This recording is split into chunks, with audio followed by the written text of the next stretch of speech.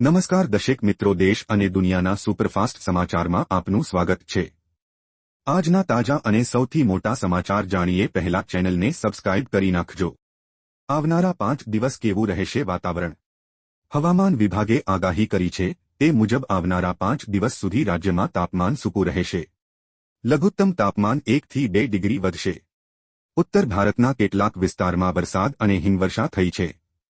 તેની અસર રાજ્યમાં જોવા મળી રહી છે। હાલમાં કેટલાક જિલ્લામાં વાદળછાયું વાતાવરણ અને ઠંડા પવન ફૂંકાઈ રહ્યા છે। હવામાન વિભાગે ફેબ્રુઆરીના અંતમાં માવઠાની આગાહી કરી હતી। તેથી ધરતીપુત્રોની ચિંતા વધી છે। પીએમ કિસાન યોજનામાં ફેરફાર। પ્રધાનમંત્રી કિસાન સન્માન નિધિ યોજનાના લાભાર્થીઓ માટે મોટા સમાચાર છે। 15મા હપ્તા પછી 16મા હપ્તાની રાહ જોઈ રહેલા લગભગ 9 કરોડ ખેડૂતોને જલ્દી સારા સમાચાર મળી શકે છે।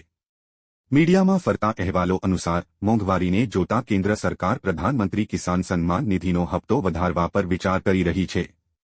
સરકાર ટૂંક સમયમાં કિસાન સન્માન નિધિ યોજના હેઠળ ખેડૂતોને આપવામાં આવતી વાર્ષિક 6,000 રૂપિયાની રકમ વધારી શકે છે। કેન્દ્ર સરકાર પીએમ કિસાન સન્માન નિધિની રકમમાં 50%નો વધારો કરી શકે છે।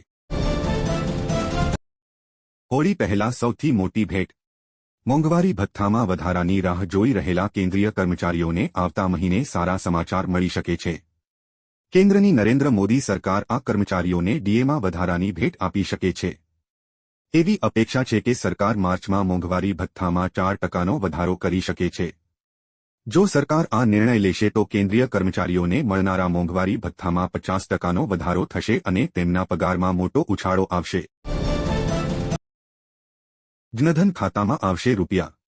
કેન્દ્ર સરકાર દેશવાસીઓને આર્થિક રીતે સશક્ત બનાવવા માટે અનેક યોજનાઓ ચલાવી રહી છે। મોદી સરકારે વર્ષ 2014માં પ્રધાનમંત્રી જનધન યોજના શરૂ કરી હતી।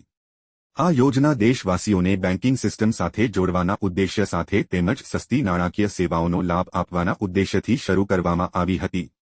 જનધન યોજના હેઠળ તમે ઝીરો બેલેન્સ બેંક એકાઉન્ટ ખોલી શકો છો। પ્રધાનમંત્રી જનધન યોજનામાં સૌથી વિશેષ સુવિધા છે